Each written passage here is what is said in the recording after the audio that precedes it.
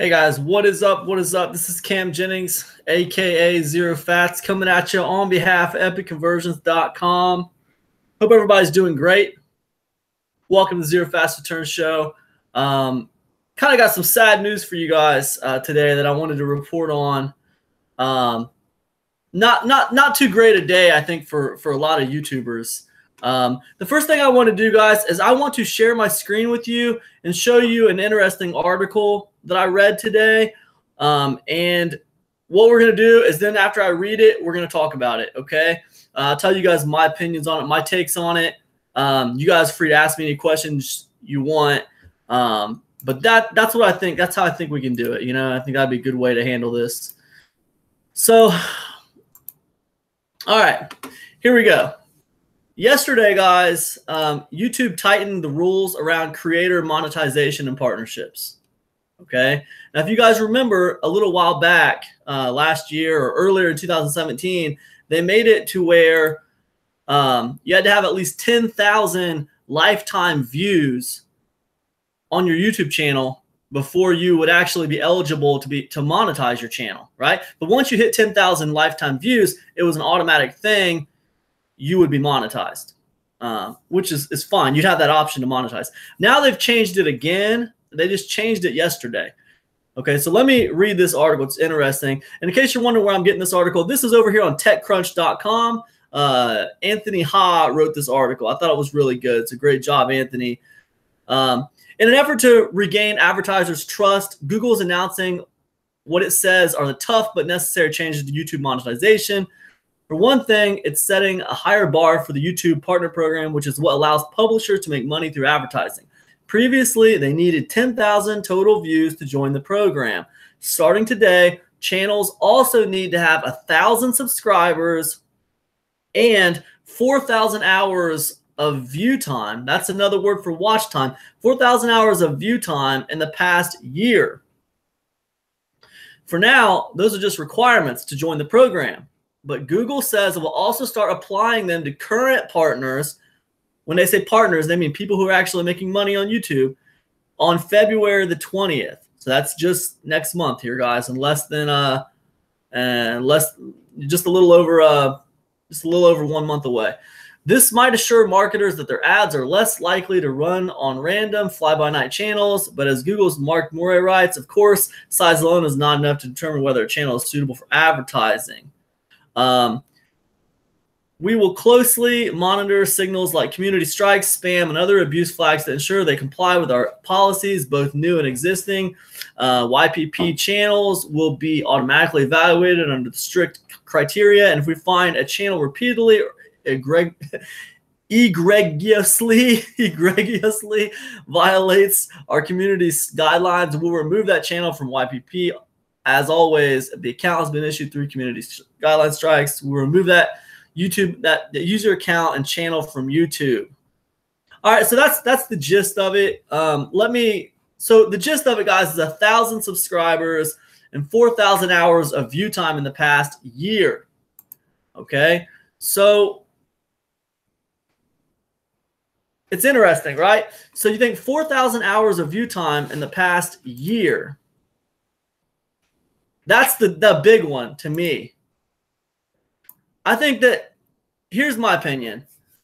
I think that 1,000 subscribers is not too big of a deal. I think that 1,000 subscribers is a great goal for people. You know, it's a great goal to try to reach 1,000 subscribers. That's something you can kind of set your sights on and try to reach it, you know? I think that the 4,000 hours of watch time over the course of a 12-month period is a more difficult statistic to attain.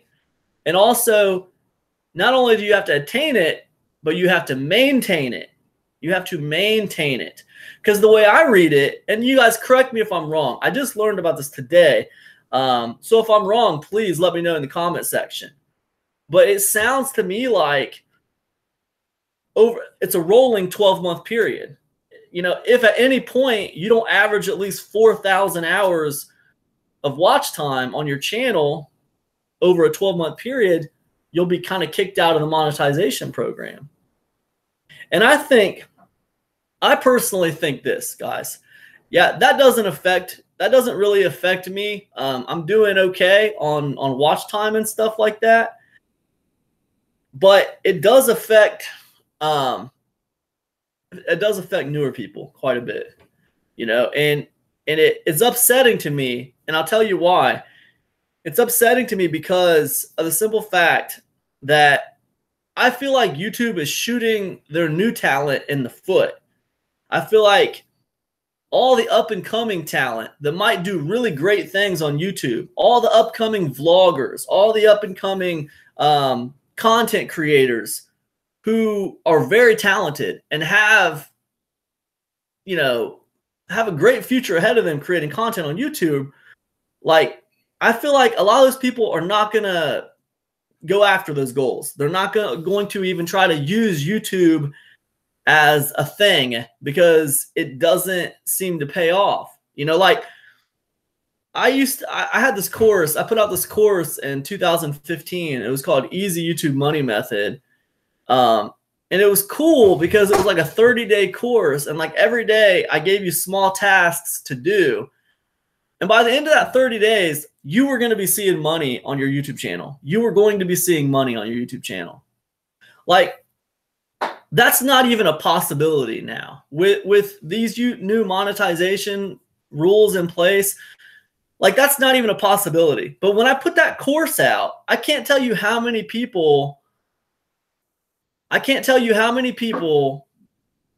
were encouraged and inspired by going through that program for those 30 days and then actually seeing money in their YouTube money, in their analytics, right? In their Google AdSense pot. They saw the money. They might not have hit that $100 threshold to cash it out yet, but they saw the vision of it. They saw the money. They saw the vision of it. And that encouraged them to create even better content, even cooler content. And it encouraged them to move forward, right? So, like, what happens to all those people, who aren't encouraged to move forward anymore because they think it's too hard to get to that place? What happens to those people? But I'll tell you what happens to them. They stop dealing with it. They stop messing with it. And then what happens is, basically, what you're going to have is you're going to have the same group of content creators. No new blood coming into the game. You're just going to have the same group of content creators creating content on YouTube, making all the money, because all the bad actors, as YouTube likes to call them, bad actors, they're getting out of the game because it's not paying them at all. They're not making anything. Do you know how many good content creators, like, that aren't necessarily interested in like doing affiliate marketing? They're not interested in all this marketing crap. They just wanted to, do YouTube videos, and it was cool that they could get paid to do something they love to do and create this art, right? All those people, I think they have a place on YouTube too, but they won't be on YouTube anymore because it doesn't seem to really make sense for them anymore. That's upsetting to me. You're taking the future generation of content creators and you're basically sending them a message saying, you don't belong here anymore. And if you're going to be here, you're going to work for free, because the only ones we're going to pay are the ones at the top. And then if you think about it, who's going to get promoted? I mean, who's YouTube promoting?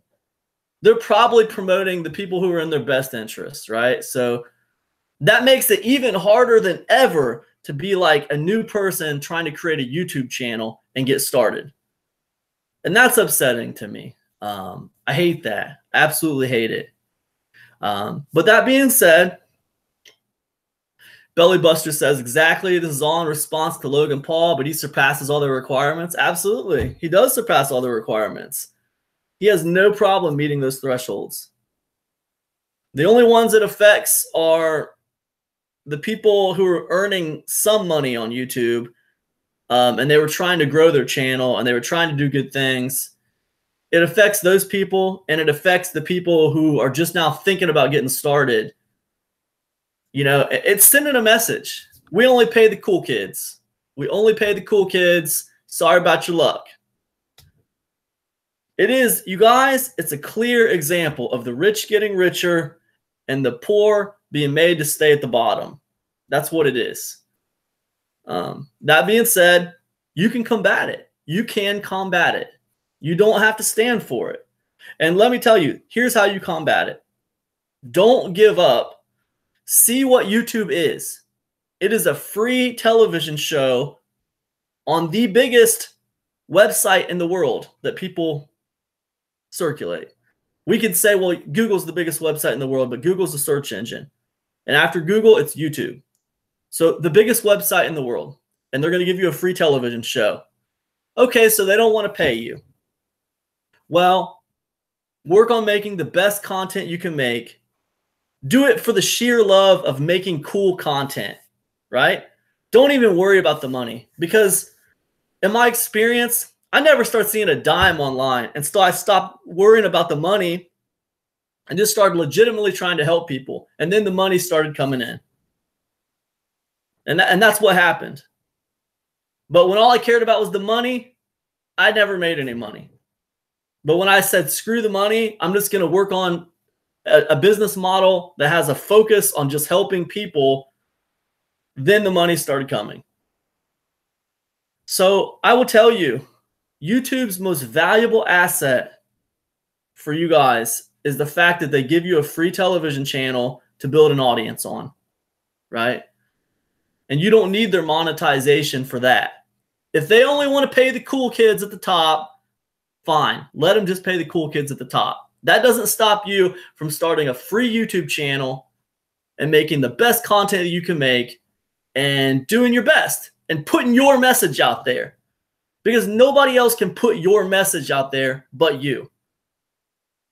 I don't have your stories. I might be able to teach people about email marketing, and I might be able to teach people about list building and affiliate marketing and all this stuff, but I don't have your stories. I can't teach people your experience with trying to make money online, or your experience with trying to build a list, or how you bought a solo ad and you got ripped off. I don't have those experiences. Only you have those experiences.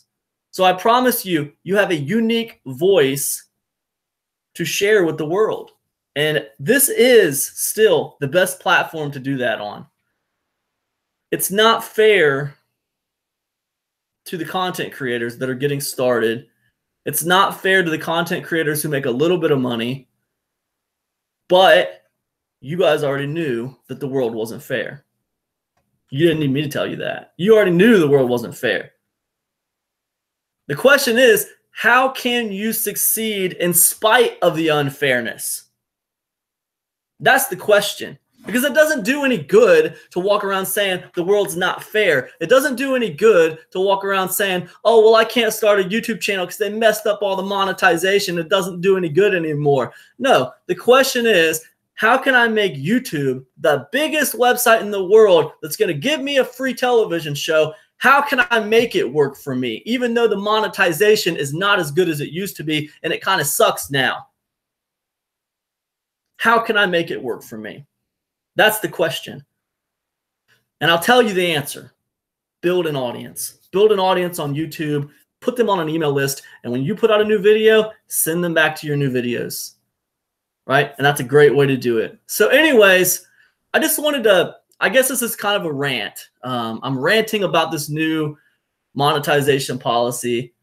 I think it really kicks the little guy in the teeth. That's what I think. If I sound angry and mad, it's because I am angry. You know, I got a really, really good friend of mine, and, you know, she has a YouTube channel, and she just got her first $100 check after months of working on the channel, and finally was able to achieve that $100 threshold and got her first $100 check. And she has so much talent and so much, just, you know, I see the talent and potential there, you know, and I see like little stupid rule changes like this, taking people like that and kicking them in the teeth and just like making them just like give up on it and forget about it. And I think that sucks, man. That's what I think. That's my opinion. Whatever. You can take it. You can leave it. It is what it is. I hate to see the little guy get kicked. I hate to see the little guy get kicked down. I hate to see the people that are already thriving and doing so well just make even more money. Because you guys know what happens to that money, right? All the little guys that were making a little bit of money, now they're going to get kicked off the platform. You know what's going to happen to all that ad revenue? It's going to go straight to the top, to all the big guys. So all the big guys make more money, and all the little guys make no money. You know? Kicking the little guy while he's down. That's all it is, man. That's all it is. All in an effort to make the content on YouTube more vanilla and more advertiser friendly. That's all it is. That's all it is. Right? They're sending a message. We only want people who make content that attract lots of viewers. Right? And they're not sending a message that says, hey, we only want content that, you know, everybody likes and is family friendly. That's not the message they're sending. Look on YouTube and you tell me if you don't see videos that are not family friendly. There's plenty of them out there. Tell me if you don't see crazy, sick, weird videos on YouTube that like it blows your mind why they're even there. Tell me if you don't see that on YouTube. Because it's still there. But, you know, what they're saying is we don't want people who don't know how to get a big audience around them. If you don't have a big audience around you, we don't want to pay you money. If you haven't figured out how to get a lot of people to watch your videos for a long period of time, we don't want to pay you. I don't care how good your audience is. What we're going to do is we're going to take all the money we were paying you and we're going to give it to all these big guys who know how to, you know, capture a large audience and keep them watching for a long period of time. It's fine. It's whatever. And you could argue that. You could play the devil's advocate and you could argue, well, then learn how to make better videos and learn how to keep people watching those videos longer and you'll be all right. You're right. That's absolutely true. However, you could also argue it's quite unfair to kick the little guys that are just getting started in the teeth and boot them on out of the monetization program. I mean, think about it. Now you need to have 1,000 subscribers and 4,000 hours of watch time on a 12-month rolling calendar. And once you have that, you got to apply to the monetization program. So they're going to actually look at your stuff and see if it meets their qualifications for monetization. You couldn't meet those requirements, and they still might just kick you out. They still might just say, no, thanks, we don't want you in the monetization program. So it's like, you know, it's a funny thing, and I do really feel like it's kicking the little guy in the teeth. That's what I feel like. But it is what it is, and it's neither here nor there, and it really doesn't matter because my opinion doesn't count. It's YouTube. They're a private company, and it is what it is. Harold Birch says, a big opportunity for Facebook. Harold Birch, no, it's not a big opportunity for Facebook. And the reason why it's not a big opportunity for Facebook is because Facebook is a slave to the timeline. They're a slave to the timeline, my friend. If I put together a really nice video talking about how to build an email list, and I put time into creating the video, and I put time into editing the video, Harold, and I spend 3 or 4 hours on this video, and I put it up on YouTube, I will continue to get views on that video. Months away from now, years away from now, that video will still get views. It's not like that on Facebook, Harold. If I could put the same amount of effort in that video and put it up on Facebook, and by tomorrow, it's ancient history. Facebook is a slave to the timeline. As long as Facebook doesn't respect the work that video creators put into their videos, then no, they can't be a legitimate competition for YouTube. They can't be. They're not respecting the amount of work that creators put into the videos. There's no way for me to remove my videos from the timeline to allow people to enjoy them regularly, no matter how old they are. So as long as you're a slave to the timeline, you can't be a serious competitor to YouTube.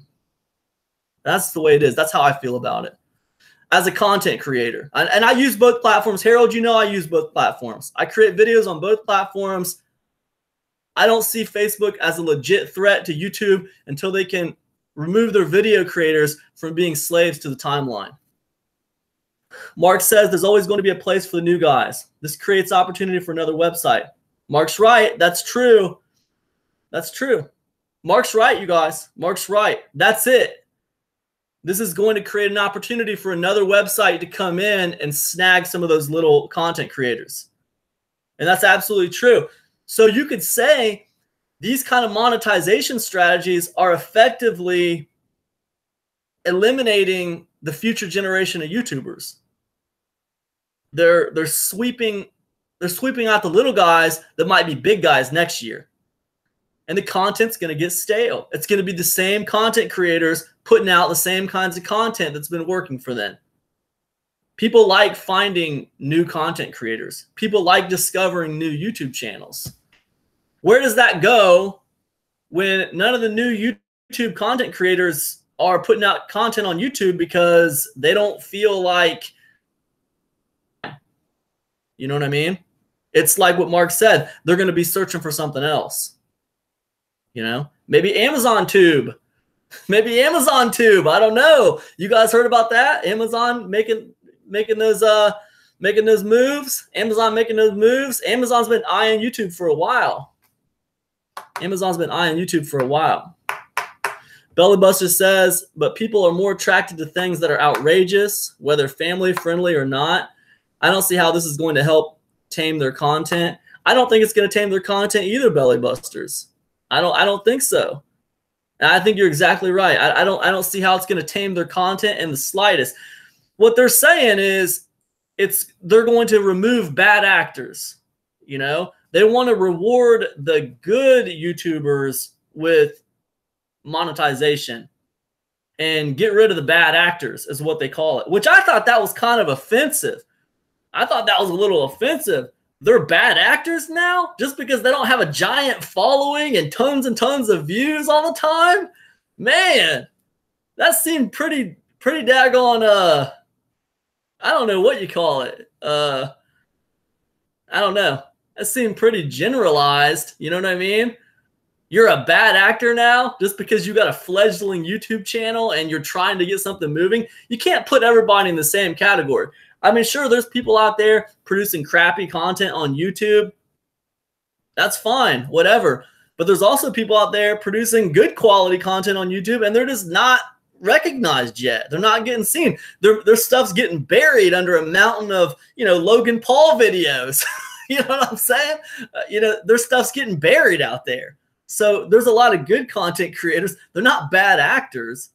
It's just, you know, they're young. They haven't been doing it long enough, or they haven't, you know, maybe their skills on video aren't quite good enough or whatever, you know. Maybe they're trying to find their way.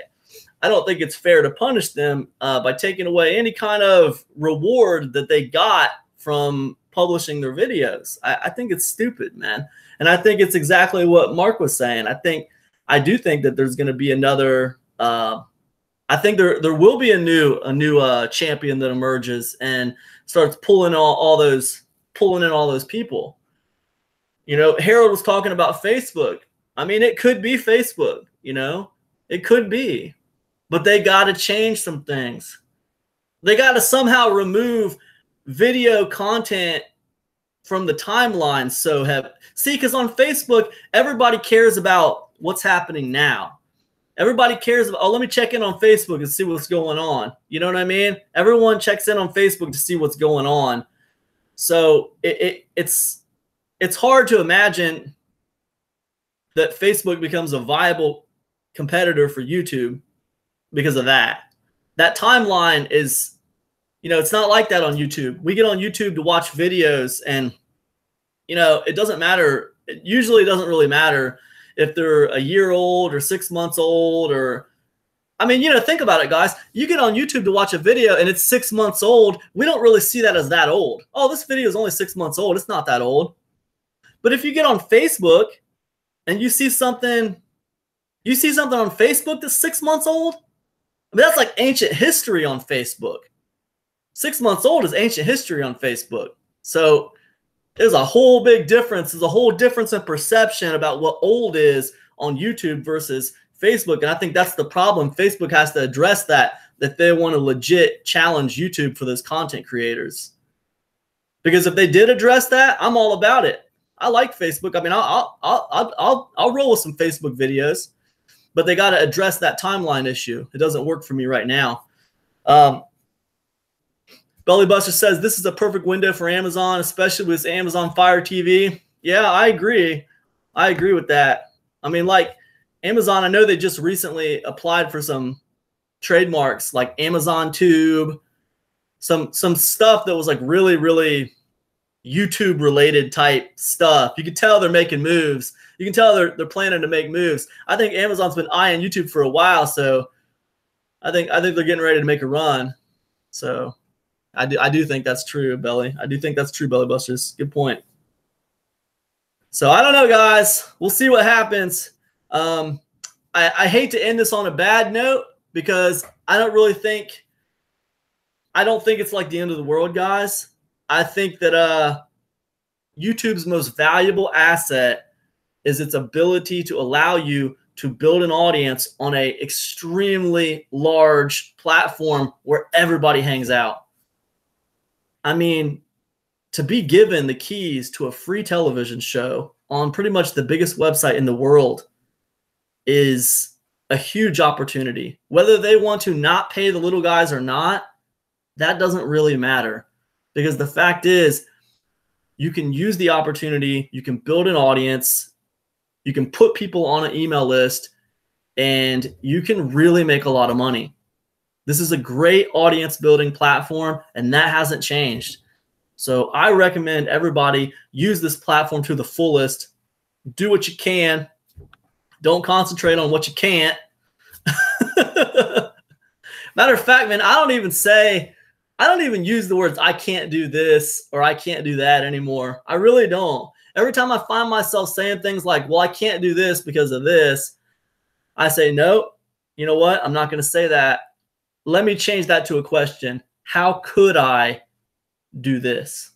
Instead of saying I can't do this because of this, say, how could I get around this problem here? Because guys, whenever I stop finding reasons why I can't do things and I start asking questions, how I could do things and get around this problem, how could I monetize my YouTube channel even though I don't meet these qualifications with YouTube? How could I do that? Because like whenever you start doing that and you start asking questions like that, you put your mind in a different place. Your mind goes into a problem solving mode instead of a just blocked it off mode. You know, when you say I can't do this and I can't do that because of this and because of that, well, your mind believes your own voice more than it believes anything else. And you just put it in this place where that's a closed door for you, right?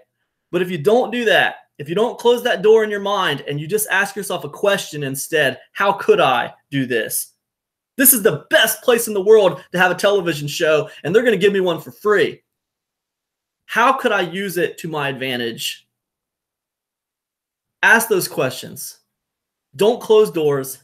Ask questions and open doors. That's what I say. That's what's worked for me. I know it can work for you guys as well.